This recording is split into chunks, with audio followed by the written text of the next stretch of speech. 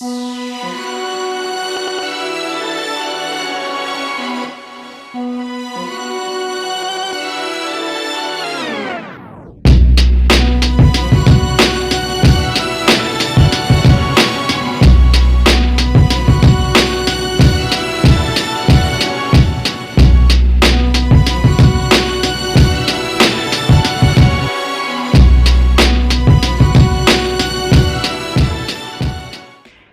everybody and welcome to another video of Egypt. To visit Abu Simbel we need to wake up very early in the morning because it's approximately 3 hours driving.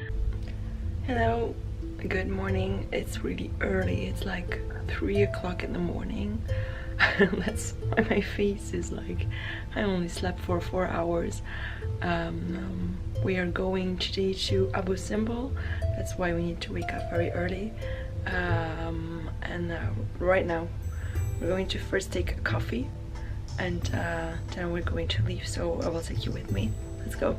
So Abu Simbel is located in the south of Egypt, close to the border with Sudan. In ancient times the great temple was known as the Temple of Ramses Meriamun, which means Ramses beloved by Amun.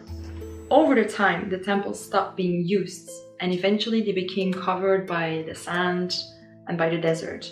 It was only rediscovered in the 19th century. Abu Simbel was originally constructed just 280 kilometers outside of Aswan, on the western bank of Lake Nasser. In the 1960s, the Egyptian government decided to build the Aswan High Dam, and they feared that this would result in flooding Lake Nasser to such levels that it would submerge Abu Simbel. So from 1964 to 1968, the UNESCO started a project to move both the great and the small temple to a plateau on the cliffs. The temples were dismantled, moved 60 meters up the sandstone cliff that they originally stood on, and were then reassembled. They were even built in a man-made mountain to give the original impression of being cut into a rock cliff. And it is said that Ramses II chose this place because it was already sacred to the goddess Hathor, which is the goddess of love, joy and motherhood. This way, he made the ancient Egyptians believe that he too was a god.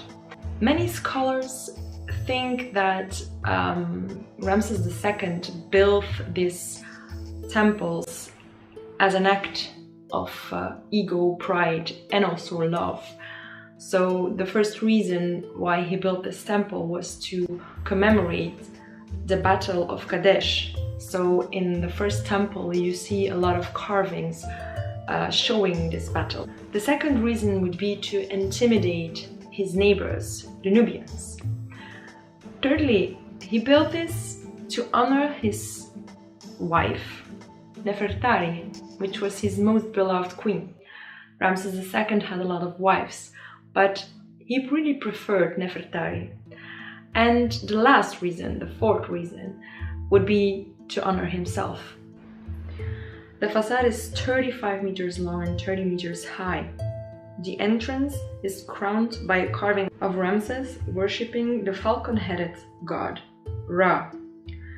Next to the entrance are 4 seated, colossal figures. Each are 20 meters tall.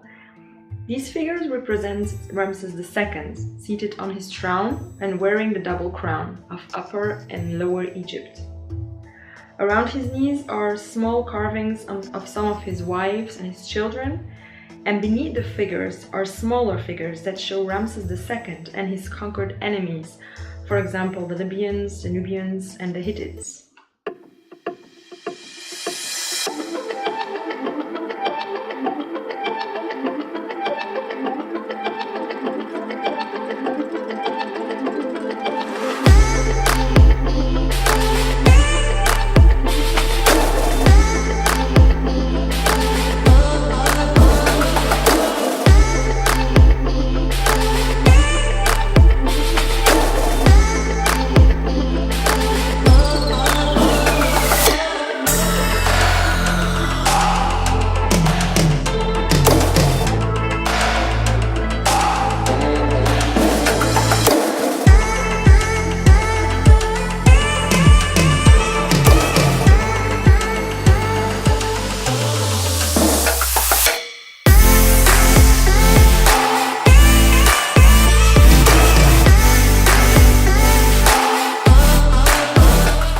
The smallest temple, the second temple, built for Queen Nefertari, is actually the second time a ruler dedicated a temple to his wife.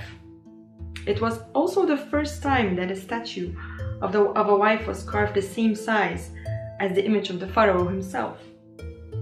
These statues are 10 meters high.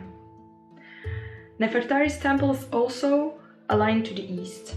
It is 28 meters long by 12 meters high. The entrance is marked by 6 colossal figures. 4 figures are Ramses himself and 2 are the queen.